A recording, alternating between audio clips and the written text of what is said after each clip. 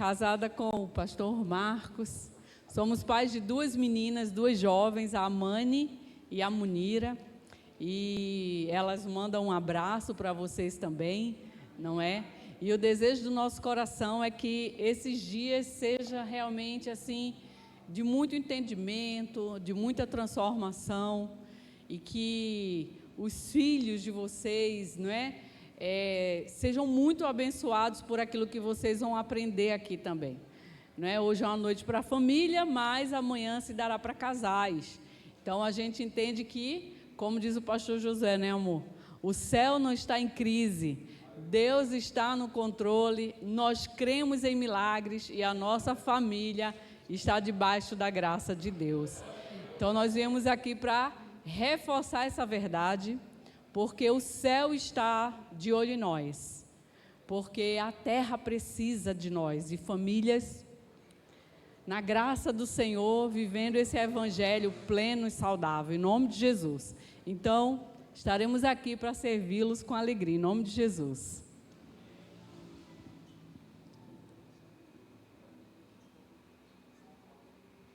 Obrigado, meu amor. Irmãos, boa noite. A graça, a paz e o amor de Deus sobre o seu coração.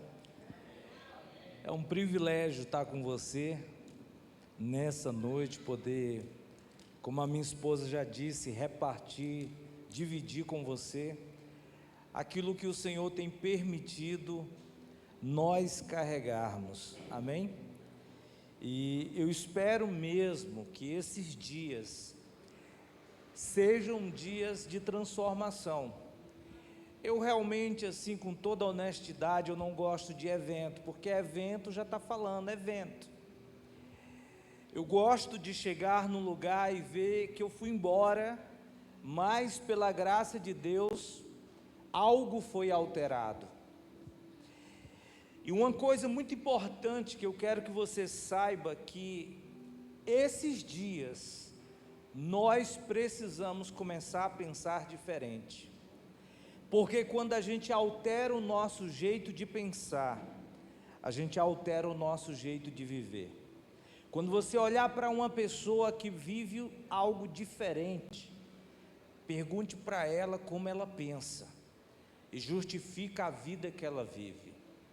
Então, o que nós queremos esses dias é que as verdades contidas na palavra do Senhor, elas possam alterar a sua mente, alterar o seu entendimento, como fala Romanos, e ela renove, e você possa experimentar a boa, a agradável e a perfeita vontade do Senhor. Amém? Como o pastor disse, nós somos aqui de pertinho, Fortaleza, né? Tem algum cearense aí? Mas tem nordestino aí, não tem não? Ó, tem uma cearense ali, ó. Tem nordestino aí, ó aí. É forte. O último que não fez um cuscuz para mim, que Deus o tenha. Foi trágico, viu, o final? Brincadeira, gente. Eu estou até numa dieta, só que hoje eu tenho que quebrar, pastor, porque o negócio foi... A viagem foi meio desarrumada, né? Bom, mas Márcia de Recife, né, como o pastor disse, pernambucana, e hoje a gente mora em Bragança Paulista, fazemos parte do ministério Amo Família, compomos a equipe do pastor Josué Gonçalves, e Deus tem nos dado a graça de servir dentro desse território, que é a família, que é o casamento. Bom, para que eu não fale depois, eu quero falar agora. Esse livro, gente, chama-se O Desafio de Se Expor. Esse livro, ele tem, talvez o pastor não saiba, mas ele tem 39 meses de lançado, pastor. 39 meses, ele já está na 7ª edição. Esse livro é a palavra oficial do SOS Casamento Curado, onde nós falamos que não existe cura, não existe restauração sem exposição, que a nossa cura, que a nossa restauração está no fato da gente quebrar o silêncio, jogar para fora tudo aquilo que tem nos adoecido. E esse livro carrega minha história, um quadro escravizador, destrutivo que eu vivi. Eu vou contar um pouquinho aqui para você, vou contar um pouquinho amanhã. Mas esse quadro destrutivo que eu vivi, ele estava muito fundamentado no aspecto de eu estar na obscuridade, no ocultamento, né? Adão e Eva, quando não soube lidar com o seu pecado, o que é que eles fizeram? Eles se esconderam. Então a gente, de lá para cá, a gente aprendeu a se esconder diante do nosso pecado, dos nossos fracassos. E esse livro, ele é um batismo de coragem, de ousadia e de intrepidez, para que você tenha realmente essa coragem de viver uma vida livre. Amém? Vai estar aí, se depois você quiser, você pode adquirir. Depois eu vou estar autografando. Os 2 livros, gente, custa R$40, tá? Os 2 iguais, cada um, não é? E esse aqui é o nosso mais novo lançamento. Esse aqui você não tem não, pastor. Esse aqui é o nosso mais novo lançamento, os 7 acordos da jornada chamada casamento. Como eu e Márcia somos terapeutas e a gente lida com os bastidores da vida de tantos maridos, de tantas esposas, a gente aprendeu alguns padrões, a gente viu alguns padrões que justificam as desconexões, as desordens no casamento. E aí a gente percebeu que casamento é uma jornada, e não é uma jornada de momento, é uma jornada para toda a vida. E nessa jornada tem acordos que são fundamentais, vitais, importantes, para que essa jornada ela seja viável e você possa chegar ao final dela, né? Porque o que nós temos visto é muita gente no meio do caminho sendo abandonada. O que nós temos visto são casais que estão casados nessa jornada, mas estão fazendo uma jornada exaustiva, uma jornada que não tem alegria. E o livro, os 7 acordos, ele mostra que talvez o que está faltando são acordos fundamentais para que essa jornada ela seja diferente, tá?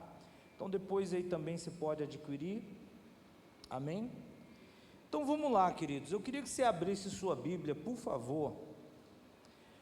Não sei qual a versão que você tem em suas mãos, mas eu queria que você abrisse no Evangelho de Lucas. Eu quero compartilhar com você hoje sobre como é que a gente faz para resgatar valores que se perderam exatamente dentro da família. Como é que a gente faz isso?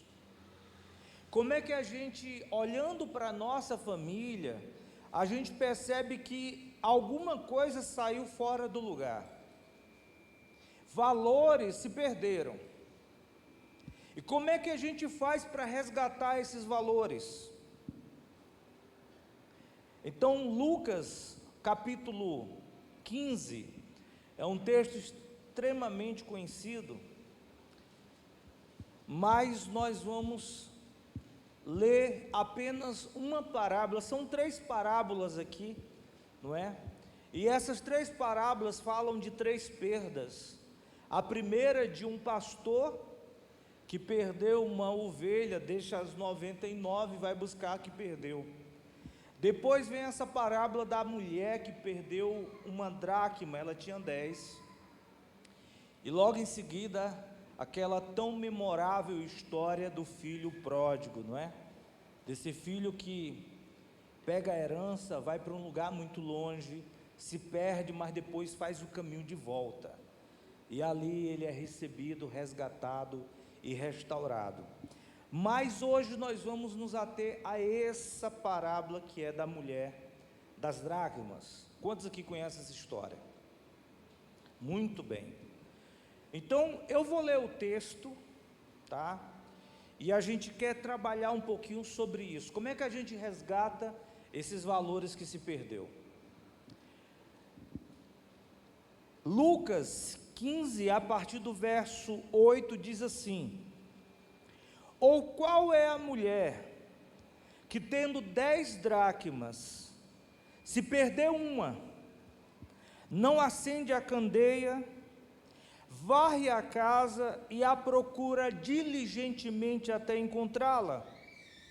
E tendo achado, reúne as amigas e vizinhas, dizendo: alegrai-vos comigo, porque achei a dracma que eu tinha perdido. Eu vos afirmo que de igual modo há júbilo diante dos anjos de Deus por um pecador que se arrepende. Amém? Eu acho que pode aqui no som colocar um pouco mais de grave, pode baixar um pouco, que eu dou aqui uma encorpada na voz, tá bom? Que eu estou sentindo um pouquinho aqui de microfonia. Obrigado. Queridos, eu quero pensar com você. O que você acha que torna uma família saudável? Vamos pensar juntos.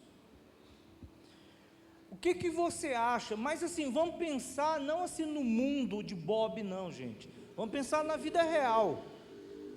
Porque nós precisamos viver uma vida real, aquela vida do dia a dia da nossa casa, do nosso casamento, da nossa família.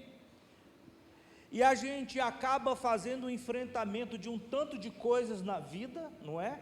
Um tanto de situações que nos aparecem, são inúmeras adversidades, tempestades, intemperanças. Mas mesmo com todas essas adversidades, a pergunta que eu quero fazer para você nessa noite é: o que torna uma família saudável? O que torna uma família saudável? Você já pensou sobre isso? E eu quero responder essa pergunta para você. Gente, o que torna uma família saudável não quer dizer uma família livre dos desafios, livre dos problemas, livre das adversidades e das intemperanças, não.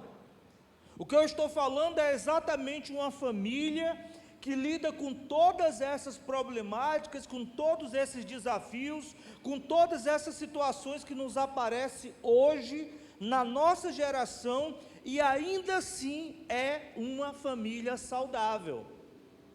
Quem está me entendendo?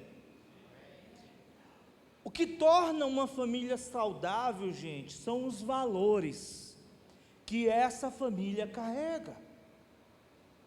Escute, quando você encontrar uma família, e você olhar para essa família e ver que é uma família saudável, você vai prestar atenção que essa família ela é governada por valores, ela tem um jeito de viver.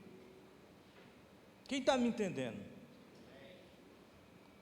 Preste atenção. Eu quero que isso possa entrar dentro da sua cabeça, dentro do seu coração. Uma família saudável, ela é governada por valores.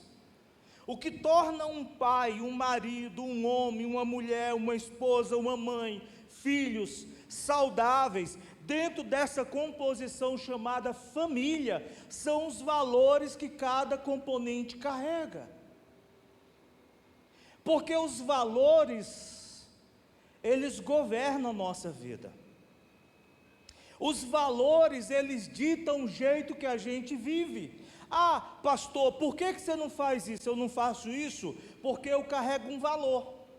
Ah, pastor, por que você não pensa desse jeito? Eu não penso desse jeito porque eu carrego um valor, e esse valor me governa, esse valor eu estou atrelado, eu estou algemado a ele, a minha consciência, ela dita dentro de mim que o jeito de eu viver, de eu me comportar, de eu agir tem que ser esse. Então quando você olhar para uma família saudável, sabe o que você vai encontrar? Você vai encontrar uma família governada por valores. Senta à mesa com eles, conversa com eles. E aí, como é que você lida com isso? Como é que você faz assim? Como é que você lida? Ai, quando no casamento vocês têm esse problema? Ai, quando os filhos agem assim, como é que vocês fazem? Aí eles vão contando o modus operandi que eles lidam, que eles agem. E aí você vai percebendo que nada mais é do que valores. Quem está me entendendo? Esse pessoal que dá glória a Deus, pastor, também? Como é que é? Poxa, vamos dar um glória a Deus, irmão, para me ajudar aí, tá? Queridos, valores.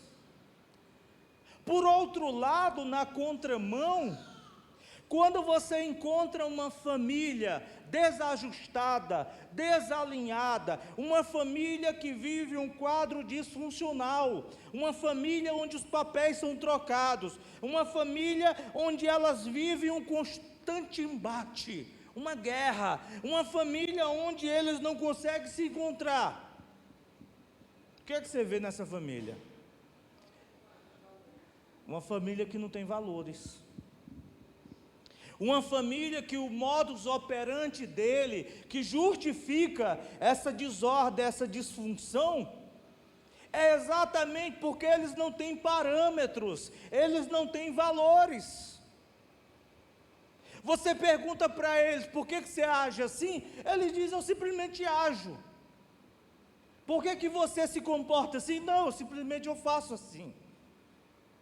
Eles não sabem dizer os valores e as razões que justificam eles serem como eles são. Eles simplesmente são. E quando você olha, você não encontra valores. Então, do outro lado, essa também é uma verdade. Gente, começa a pensar, começa a imaginar famílias, pessoas, casais, aí você começa a pensar, agora deu para entender, por que aquele marido age daquela forma, por que aquele pai trata tão mal seus filhos assim, por que aquela família é tão desconectada, por que aquela família vive tantos embates, não tem valores, não tem valores. E eu garanto para você, escute, eu garanto para você que a gente se perde quando primeiro perde os valores. Eu garanto para você que o nosso casamento começa a não dar certo, porque a gente começa a perder os valores desse casamento. A nossa família começa a dilacerar, a trincar, a romper, a fraturar, porque a gente está perdendo valores. E aí tem gente, pastor, que chega para mim e diz assim, pastor, eu queria assim falar para o senhor, infelizmente, pastor, perdi meu filho para o mundo. Eu falei, não, meu irmão, você não perdeu seu filho para o mundo, você perdeu seu filho, foi lá dentro da sua casa, lá no mundo ele só denunciou quão perdido ele está. Porque, irmãos, a gente começa a perder dentro de casa. Pastor, perdi não sei aonde. Não, você não perdeu fora, você perdeu foi dentro. Nós estamos perdendo os nossos valores, que deveriam nos governar e nos proteger e nos dar limites. Nós estamos perdendo, é dentro de casa, e lá fora é só a denúncia. Às vezes a pessoa chega e fala, você viu, pastor? O casal fulano, meu Deus, pastor, você viu? Abruptamente eles se divorciaram. Não, irmão, para com isso, deixa de ser inocente. Não existe casamento que se desfez abruptamente, não existe família, casamento que de repente, não, irmão, não existe esse de repente. A gente vai se perdendo aos poucos, mas aí a gente vai fazendo de conta que está tudo bem, né, pastor? A gente vai fazendo de conta que está tudo certo, a gente vai fazendo de conta que o nosso casamento está bem, que a nossa família está bem, mas não está, por dentro está implodido.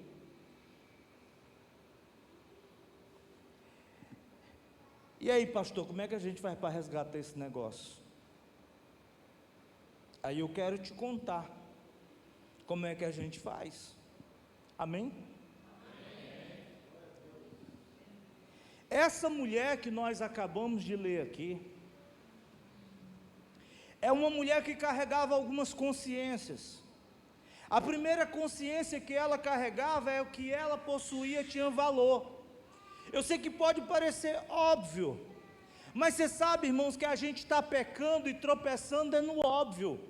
Você não tropeça em grandes montanhas, você tropeça em pequenas pedras. Eu não sei como é lá na sua casa, mas lá na minha, irmã, as confusão lá em casa nunca é por nada complexo. Nossa, eu brigo com a... Sabe, pastor, as confusões lá, quando as panelas voam lá em casa, não, pastor, é algo assim, hiper, mega, blaster, extremamente complexo, onde tem tangente, cossente. Não, irmão, a gente briga pelas mesmas besteiras. A gente briga pelas mesmas besteiras, pelas mesmas bobagens, a gente tropeça na mesma coisa, as confusões lá em casa é tudo igual, irmão. Sabe por quê? Porque, infelizmente, as coisas não são complexas. Mas escute, essa mulher, ela tinha uma consciência. Ela tinha a consciência que o que ela possuía tinha o quê? Valor. Porque às vezes, irmãos, a gente possui coisas, e coisas são confiadas a nossas mãos, e a gente não tem essa consciência do valor que tem. Será que quando você olha para a sua família, ela tem valor? Será que quando você olha para os seus filhos, para o seu casamento, tem valor?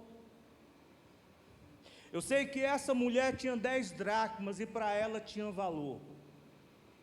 Para ela tinha valor. Uma segunda consciência que essa mulher a partir de agora passou a ter, é a consciência do que ela tinha e agora o que perdeu. Essa mulher tinha quantas dracmas? E ela perdeu quantas? Você só sabe quanto perde quando sabe quanto tem. A gente precisa ter consciência, irmão, do que a gente tem. Porque você só sabe o que perde quando você sabe que possui.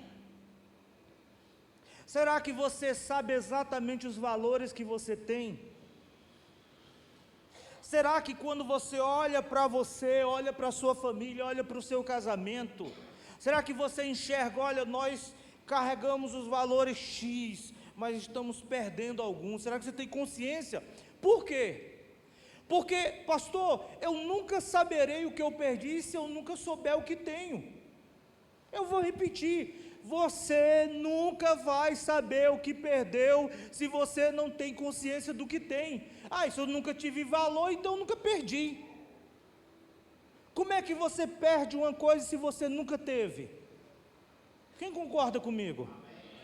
Você só sabe o que perde se você sabe o que você tem. Se você é uma pessoa que tem valor e perdeu, você sabe, pastor, a minha casa tinha um valor, que era o valor da mesa.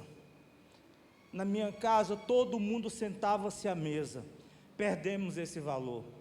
Na minha casa, pastor, tínhamos um valor, que era o valor da comunicação. Todos nós nos comunicávamos, todos nós olhávamos nos olhos, todos nós nos importávamos de perguntar um ao outro como você está. Mas agora não. Hoje, dentro de casa, cada um, pastor, faz o seu prato, um vai para a TV, outro vai para o quarto, outro vai não sei para onde. Perdemos o valor da mesa. Perdemos o valor da comunicação. Meu filho, eu falo com ele, eu acho que eu falei semana passada, já faz uns 15 dias que eu falo, não, ele mora longe, não, ele mora em casa. É que a gente não... E a gente vai perdendo. Mas se você tiver consciência do que tem, você terá consciência do que perdeu. Porque você não pode resgatar o que você não tem consciência do que tinha. Essa mulher tinha. Essa mulher, ela foi clara. Eu tinha 10 e perdi quantas?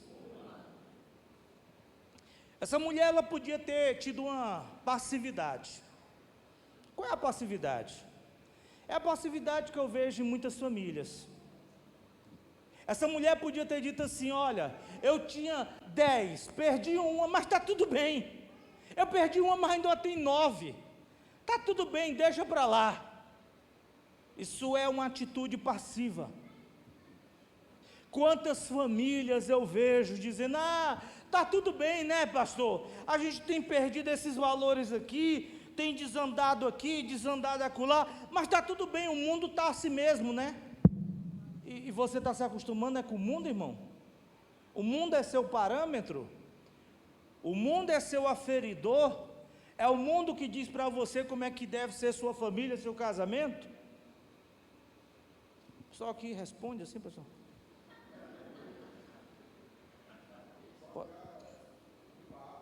Está animado o povo? Acho que estão querendo que eu termine aqui, pastor. Estão concentrados, é? Queridos, escute.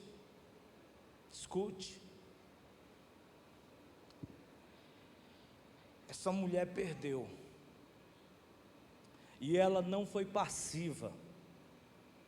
Ela não se acostumou com a perda.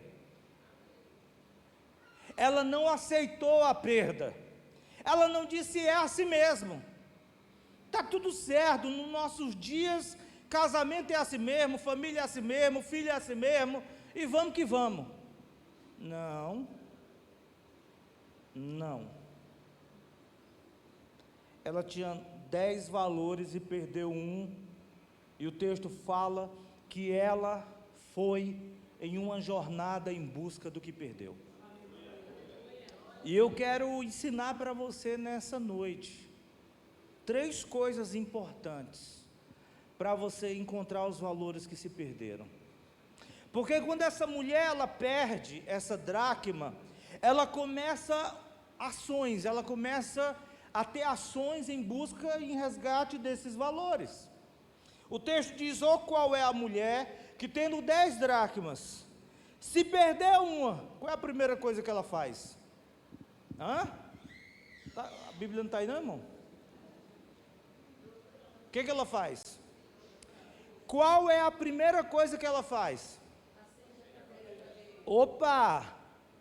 Acende o quê? Sabe qual é a primeira coisa, irmão, para a gente encontrar o que perdeu? Traga luz. Traga luz, traga clareza, traga transparência, porque infelizmente estamos perdendo no escuro. Sabe quando é que a gente vai começar a resgatar as coisas dentro do nosso casamento, dentro da nossa família, com os nossos filhos? Quando a gente trouxer luz. Essa mulher, para resgatar o valor que ela perdeu, a primeira coisa que ela fez foi acender uma candeia, porque o negócio estava escuro, irmão. Essa mulher trouxe luz, e luz, irmãos, é transparência. Sabe por que as coisas começam a se perder dentro do nosso casamento e dentro da nossa família, com os nossos filhos? É porque a gente já não é mais transparente, a gente já não fala mais a verdade, e aí as coisas ficam meias verdades, as coisas ficam meio na obscuridade, meio no ocultamento, meio debaixo do tapete, e a gente vai levando, a gente faz de conta que não viu, mas viu, a gente faz de conta que é assim mesmo, deixa como é que está para ver como é que fica. Como diz lá no Ceará, pastor, aí a gente vai se lascando. É verdade. É verdade. Deixa eu dizer uma coisa para você. Deus nos chama para viver na luz.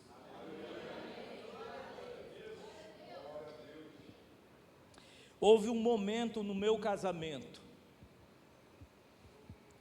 que nós quase chegamos à iminência de um divórcio. Por quê, pastor?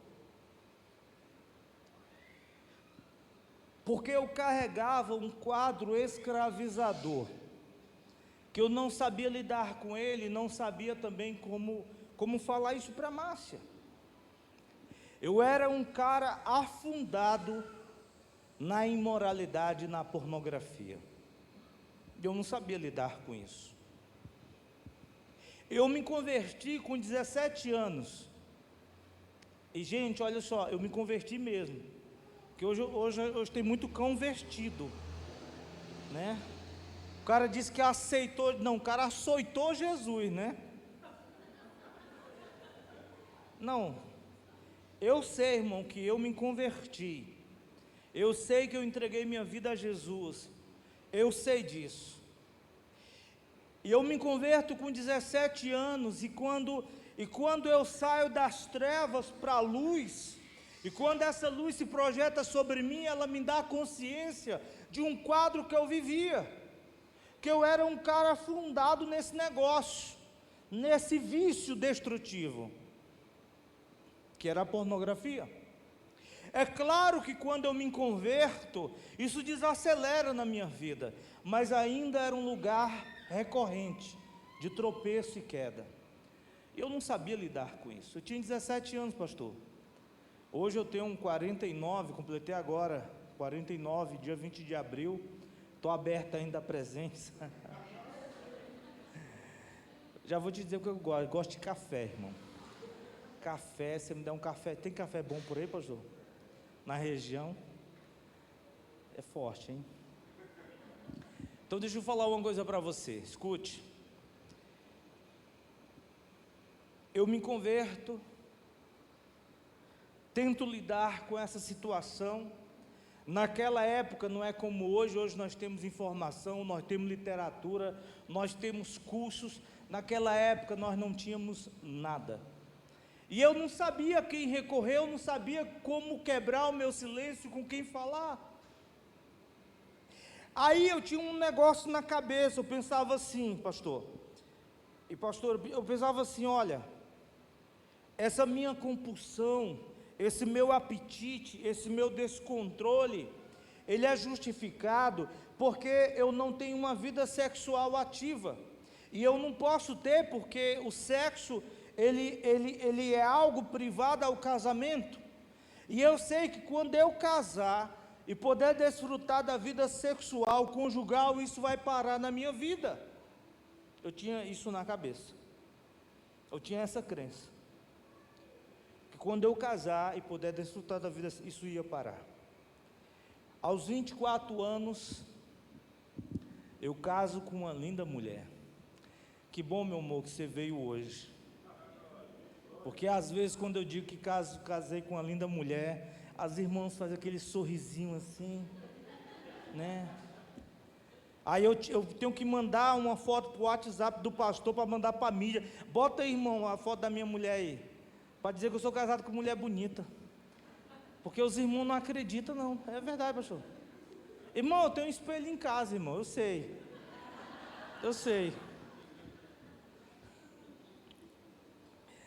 Mas aos 24 anos, nós temos a mesma idade, casamos, e eu pude desfrutar da vida sexual, sabe?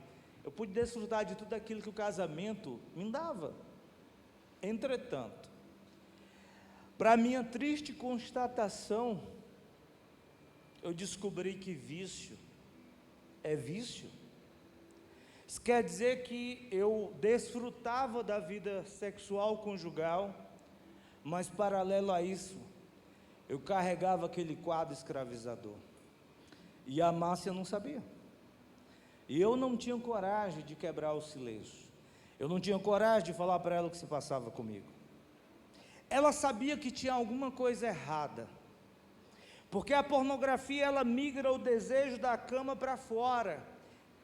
Ela sabia que tinha alguma coisa que me desconectava dela. Os meus afetos não eram mais para ela. Ela sabia que tinha alguma coisa errada, mas ela não sabia o quê.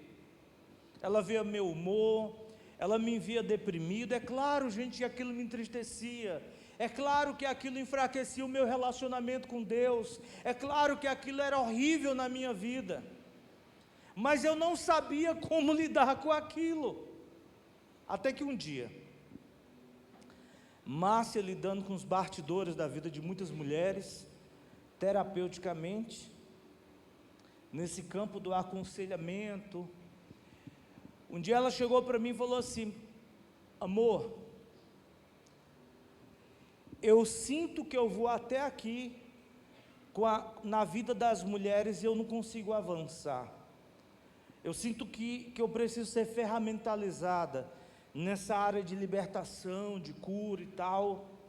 Aí eu falei: ó, tem um cara aí que é top no Brasil, e ele tem um agendamento aqui para Fortaleza. Aí eu falei para ela de uma escola. Essa escola era 21 dias full time, você tinha que morar 21 dias nesse lugar. Era aula manhã, tarde, noite. E eu dizia: ó, esse é um dos caras mais top aí do Brasil, essa escola vai estar aqui em Fortaleza. Aí nós nos organizamos e fomos fazer a escola. Fomos não, ela foi. Minhas filhas eram bebês. E aí o que eu fazia? Eu cuidava das minhas filhas, enquanto ela estava dentro de sala de aula. E no segundo dia de aula, eu estava assim, brincando com minhas filhas na areia, era perto da praia onde a escola estava acontecendo, e aí chegou um cara para mim e falou assim: e aí, veio buscar o machado? Eu: o quê? Veio buscar o quê? Machado? Eu falei assim: você está doido, meu? Aí ele encostou o rosto assim perto do meu, eu como cearense, né, irmão, achei até estranho. Encostou o rosto assim e falou assim: você sabe que essa escola é para você? Eu falei: não, quem está fazendo essa escola é minha esposa. Eu falei: eu estou cuidando aqui das minhas filhas. Ele falou para mim assim: ó, a partir de agora a equipe cuida das crianças e você senta lá do lado da sua esposa. Eu falei: cara, eu não tenho condição de pagar essa escola, a gente já se organizou para pagar essa escola. Ele falou: não quero saber de dinheiro, senta lá. E eu sentei. Com 16 dias de aula, as minhas memórias voltaram. E aí eu quero explicar para você por que só valores voltam quando uma luz acende. Para você entender o contexto meu, funcional, ou melhor, disfuncional. Eu sou filho de um ex-combatente do Exército. Quando meu pai termina o seu tempo militar, lá da FEB, né, que era a Força Expedicionária Brasileira, meu pai casa. Quando meu pai casa, ele tem 5 filhos. E aí deu uma loucura lá no meu pai, e aí meu pai, ele disse assim: olha, mandou a mulher embora e mandou os filhos embora, simples assim. Aí o meu pai contrai um segundo casamento. Desse segundo casamento, meu pai tem um filho. Passa o tempo, meu pai repete pela segunda vez. Meu pai manda a mulher embora, manda o filho embora. Meu pai era um cara muito boêmio, então toda tarde de sábado ele fazia aquela feijoada, era muita cerveja, muita cachaça, e ele chamava os ex-combatentes para estar junto. E aí esses amigos do meu pai diziam assim: Olímpio, você precisa, cara, montar um restaurante para você, que você cozinha muito bem e tal, você vai se dar bem. Meu pai monta um restaurante. E o restaurante prospera tanto que ele passa a funcionar 24 horas, equipes à noite e equipes de manhã. Aí o meu pai começa o velho esquema com a empregada. Quem está me entendendo? Meu pai começa a dar em cima da funcionária, da empregada. E do esquema com a empregada vem eu e mais 3 irmãos. Eu sou o fruto do esquema com a empregada. Olha que história bonita, irmão. O que acontece? Eu já estou agora com 4 anos de idade. Aí o meu pai repete pela 3ª vez. Meu pai manda a mulher embora, minha mãe embora, manda meus irmãos embora, mas dessa vez ele fez algo diferente e diz: ó, esse de 4 anos fica. Meus avós contam que parece que um filho anterior morreu, e aí meu pai descompensou no dia do sepultamento, queria entrar na cova, loucura. E aí depois eu nasci, daí meu pai jogou os afetos dele em cima de mim, um rolo, irmão. O fato é que meu pai manda minha mãe embora, manda meus irmãos embora, e ele diz, esse que 4 anos fica. Só que meu pai, gente, já era um senhor de idade. Meu pai foi para a guerra, segunda. Meu pai não tinha condição de cuidar de mim. Então eu era aquela criança que ficava perambulando ali dentro do restaurante. Por quê? Porque agora meu pai foi morar dentro do restaurante, pastor. Aí toda noite eu via meu pai levantando aquelas portas de ferro, entrando com uma mulher diferente. Ele me colocava para dormir na cozinha do restaurante, subia para a parte de cima, tinha uma parte de cima, e aí você sabe o que é que eu ouvia, né? Bom, um dia um funcionário do meu pai, e aqui eu chego nas minhas memórias, um funcionário do meu pai viu a vulnerabilidade dessa criança de 4 anos, pegou essa criança, levou lá para a cozinha do restaurante, e ali abusou essa criança. E quando essa criança estava sendo abusada, naquele momento ele trouxe uma revista pornográfica e começou a folhear para aquela criança. Um abuso rouba 2 coisas básicas. Primeiro, rouba sua inocência. Segundo, rouba sua pureza. E naquele momento que eu estava sendo roubado, porque eu estava sendo violado, eu também estava sendo exposto a uma das coisas mais destrutivas dos nossos dias, que é a pornografia. Naquela época, 44 anos atrás, só tinha revistas. E eu lembro que aquilo foi tão impactante para mim. Eu era uma criança, e aí eu vi o corpo nu de um homem e de uma mulher em posições sexuais explícitas. Aquilo entrou com tanta força dentro de mim, que aquilo, a partir de então, se tornou um vício. E eu ficava dentro do restaurante buscando os funcionários.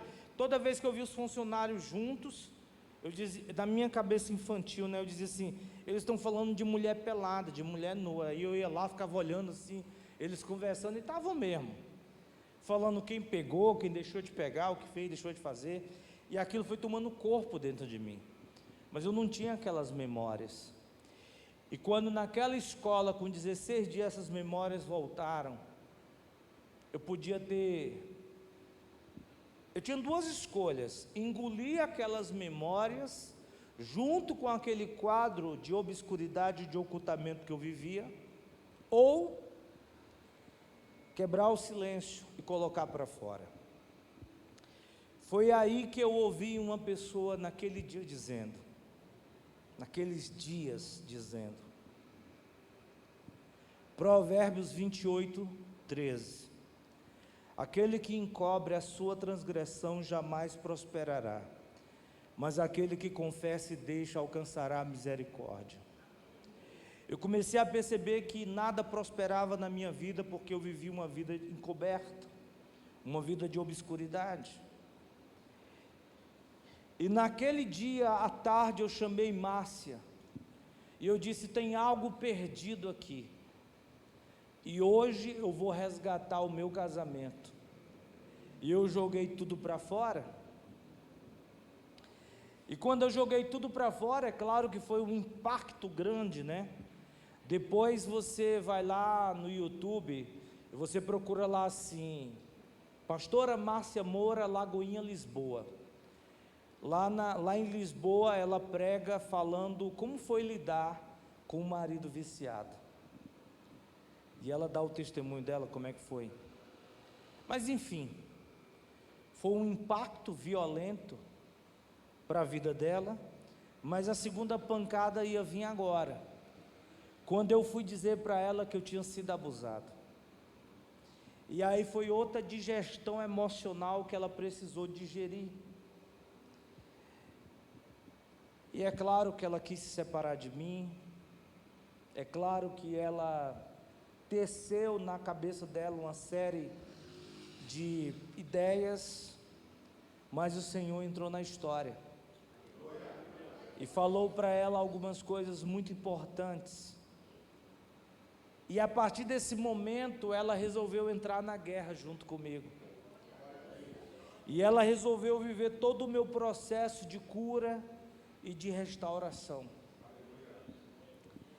Porque eu entendi que eu precisava trazer luz, que só tinha um jeito das coisas irem para o seu lugar, só tinha um jeito de nós sermos curados, só tinha um jeito do nosso casamento ser restaurado. Depois eu coloco, amor. Tá. Só tinha um jeito. Era a gente trazendo luz. Deixa eu chegar aqui pertinho de você, deixa eu te falar uma coisa. Escute. Eu sei que só tem um jeito da gente ser curado, da gente ser restaurado. Só tem um jeito das coisas virem para o lugar. É a gente parando de segredos. Pô, pastor, mas por que você fala isso? Gente, eu faço parte da maior imersão da América Latina para casamentos em crise. O SOS Casamento Curado de Bragança, ele tem fila de espera. Eu lido com casamento todo dia, eu sou terapeuta, minha esposa é terapeuta, minha esposa começa 9 da manhã, vai terminar 7 da noite, atendendo online, muitas vezes não almoça, muitas vezes não lancha. A gente atende pessoas no Brasil, pessoas fora do país. Então, ninguém precisa dizer para nós, com toda a humildade, por favor, mas ninguém precisa dizer para nós como é que a banda toca, porque a gente sabe o que é o casamento, a gente sabe o que é a família, até porque temos uma, e a gente sabe que as grandes desordens, os grandes problemas e os valores que se perdem, estão se perdendo porque não tem luz. Mas aqui não é sobre perder, é sobre resgatar. Como é que a gente resgata? Traga luz para a sua família. Traga luz para o seu casamento. Escute, preste atenção. Sabe uma das coisas que mais quebra, que mais fratura a alma de um filho? É uma coisa chamada incoerência. Incoerência, irmãos, é quando a fala não combina com a vida. Aí o filho vê o pai dentro de casa e na igreja é outra coisa. Isso se chama incoerência. O seu filho olha para você e ele está vendo um fariseu. Ele está vendo um incoerente.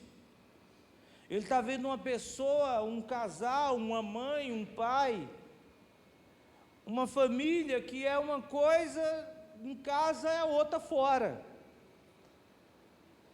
Você tem que parar com isso.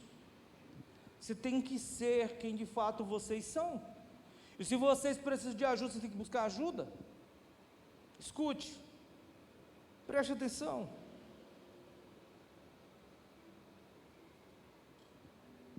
A primeira mensagem que eu prego, o meu primeiro púlpito não é esse. O primeiro púlpito é o da minha casa. A primeira mensagem que eu tenho que pregar, o primeiro rebanho que eu tenho que pastorear é a minha casa, é o meu casamento, é a minha família. Eu não posso ser uma coisa aqui e outra lá em casa, não dá, irmão.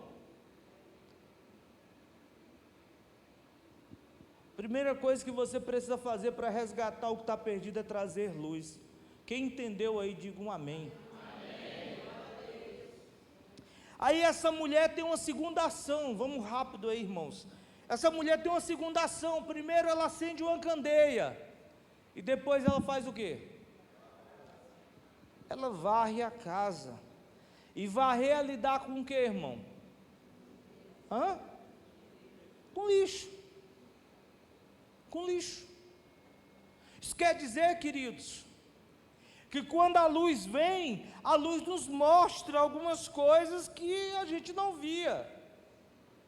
Não é verdade? Olha aqui para mim, por favor. A gente está trazendo luz E a gente está vendo, tem lixo. E a segunda coisa que essa mulher fez para resgatar aquele valor, aquela moeda que tinha se perdido, foi varrer a casa. Eu não sei como é que é aqui, irmão, no Mato Grosso, mas pelo menos lá na minha casa, quando a minha mulher diz assim, hoje eu vou limpar a casa, irmão, eu meto o meu laptop dentro da mochila, eu vou para a cafeteria, irmão, porque eu sei que aquele dia ela vai virar a casa. Eu sei que ela vai virar, irmão, ela vai tirar a guarda-roupa do lugar, sofá do lugar, a mesa do lugar, ela vai virar a casa. Agora a minha pergunta para você nessa noite é a seguinte: você está disposto a mexer na estrutura da sua casa, da sua família, do seu casamento, para encontrar os valores que se perderam? Que tem gente que quer encontrar, mas não quer mexer na estrutura. Ei, irmão, arrastar guarda-roupa é um exercício, não é? Às vezes é uma casa virada, irmão. Quem aqui quer virar seu casamento? Quem aqui quer virar sua família? Mas deixa eu te falar uma coisa, às vezes a gente tem que jogar tudo para o ar, sabe para quê? Para Deus colocar tudo no lugar. Às vezes a gente tem que mexer nas estruturas, porque se você não mexer nas estruturas, nunca resolve. Irmãos, eu dou terapia para maridos, eu dou terapia para mulheres, e aí às vezes maridos são empurrados pelas mulheres, eu já aviso para elas, eu falo assim, irmã,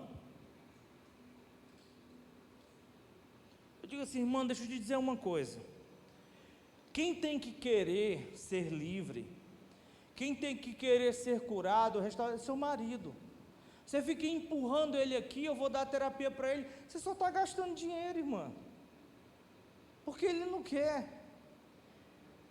Isso tem que partir do coração dele. Quem está me entendendo? Então essa mulher, a segunda coisa que ela fez foi mexer na estrutura.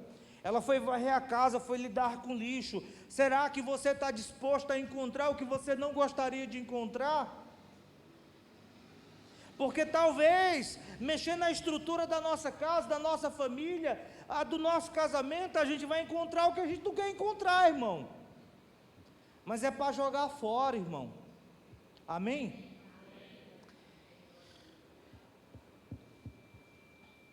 A terceira e última coisa que essa mulher fez tem a ver com sua motivação.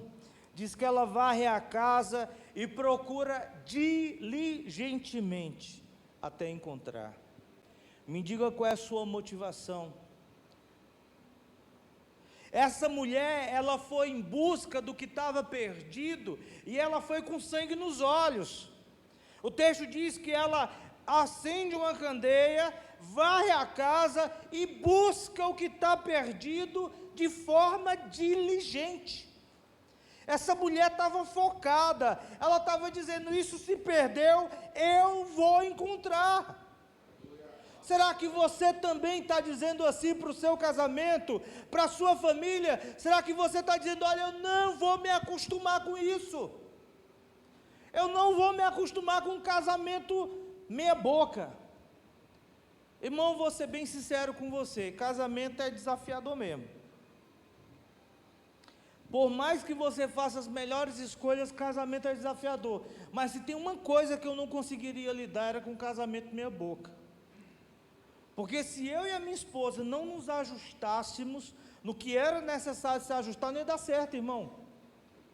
Porque eu venho de uma família quebrada, minha esposa também vem de uma família quebrada. Vem amanhã, cadê os casais aí? Levanta a mão aí os casais. Estejam aqui amanhã. Estejam aqui amanhã. Que é eu e ela junto, irmão. Aí tu vai ver confusão, irmão. Vai ter que fechar isso aí, viu, pastor? Fecha esse negócio aí, ó. Como é que chama? Cortina, fecha a cortina, irmão. O negócio aqui amanhã aqui vai ser aqui, né, pastor? O negócio amanhã vai quebrar aqui, pastor. Brincadeira, gente. Mas vai ser forte, amém? Por favor, Eu te peço em nome de Jesus, que há de julgar vivos e mortos, que fez a boa confissão diante de Pôncio Pilatos, não falta amanhã não. Ah, mas eu vou para o aniversário. Não, irmão, não vai ficar, porque quando o teu casamento estiver com crise, eu quero saber quem vai cantar os parabéns para tu. Então não vai para negócio de aniversário não. Ah, mas que amanhã é dia de estar aqui, irmão. Amém? Então, se o seu marido, não, é que eu tenho pescaria, fala para ele assim, ó, se você for pescar, você aproveita e leva as suas coisas também. Não, brincadeira, não faz isso não.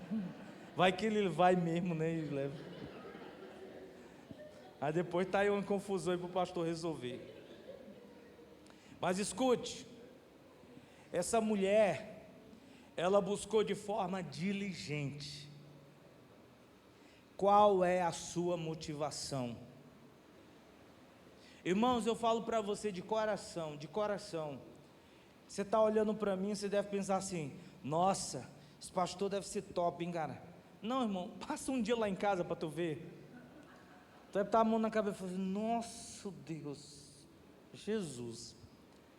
Irmão, nós não somos uma família perfeita, mas nós somos uma família saudável, sabe por quê? Porque por mais que nós sejamos pecadores, imperfeitos, incompletos, nós estamos governados por princípios, apesar de nós. E se tem uma coisa que quando a gente vê fora do lugar a gente faz, é correr atrás. Essa mulher buscou diligentemente. E sabe o que aconteceu para finalizar aqui? Versículo 9: e tendo achado, reúne as amigas e vizinhas, dizendo, alegrai-vos comigo, porque achei a dracma que eu tinha perdido. Sabe o que eu aprendo aqui, gente? Eu aprendo que a gente só chama para celebrar o que encontramos, é porque a gente chamou para chorar o que perdeu. Eu quero conjecturar isso, o texto sagrado me permite fazer essa conjectura e pensar assim, eu vou te explicar por quê. Não faz sentido, eu ligo para o pastor, pastor, e aí, beleza? Pastorzão, ó, tem uma coca aqui, um bolo aqui, vem para cá, a gente vai celebrar, porque, rapaz, eu consegui um negócio lá. Ah, pastor, que negócio, irmão? Que negócio, pastor? Não estou sabendo de nada, não. Celebrar o quê? Não fica estranho, irmãos, isso? Eu creio que quando essa mulher, eu quero conjecturar o texto assim, eu creio que quando a gente, irmão, está na prova, o que a gente faz? Né? Manda um WhatsApp desse mulher, reúne aí outras irmãs, entra na prova aí comigo, que eu perdi um negócio lá em casa, e eu vou virar aquela casa, mas eu vou encontrar. E aí, depois que ela encontra, o que ela faz? Ela reúne as amigas e vizinhas e diz, vem celebrar comigo, porque eu encontrei o que estava perdido. Você precisa ter pessoas para celebrar o que você encontrou, porque estava perdido. Mas você tem que ter pessoas também para chorar. Quando as coisas estiverem fora do lugar, quando o casamento, né, não está legal, você tem que ter umas irmãs para você ligar, uns irmãos, pastores, e tem que dizer, irmã, pelo amor de Deus, ora por mim aí que o negócio aqui ficou feio. Estou com vontade de matar esse homem. Estou com vontade de envenenar ele aqui. Né? As irmãs ali achou graça assim. Já dá para perceber assim que... Já tentou, irmã? Escute, preste atenção. Você precisa ter pessoas para chorar com você, mas também para celebrar. E por último, o versículo 10 diz, eu vos afirmo que de igual modo, há júbilo diante dos anjos de Deus por um pecador que se arrepende. A gente quando lê esse texto, a gente só pensa em quê? No pecador que estava arrependido, veio para Jesus, não é? E se converteu. Agora, uma pergunta, alguém aqui ainda é pecador? Nossa, os outros que levantaram a mão é o que? Anjo? Você é pecador, irmão? Quem é pecador e levanta a mão? E me diz uma coisa, digamos que você está ofendendo sua esposa, ofendendo sua família, e aí você se arrepende disso, faz o caminho de volta, pede perdão, se converte nessa área, você acha que o céu não vai celebrar, não? Você acha que o céu não vai celebrar? Quer dizer que o céu só vai celebrar o dia que você se converteu. O céu não celebra mais o fato de você hoje estar fazendo o caminho de volta, se tornando um marido melhor, uma esposa melhor, um filho melhor, um pai melhor, uma mãe melhor, não? Com certeza. Com certeza. Eu quero dizer para você que você pode continuar fazendo festa no céu. Sabe como? Se tornando cada vez mais parecido com aquilo que Deus tem projetado para a sua vida, para o seu casamento e para a sua família. Você pode ficar de pé?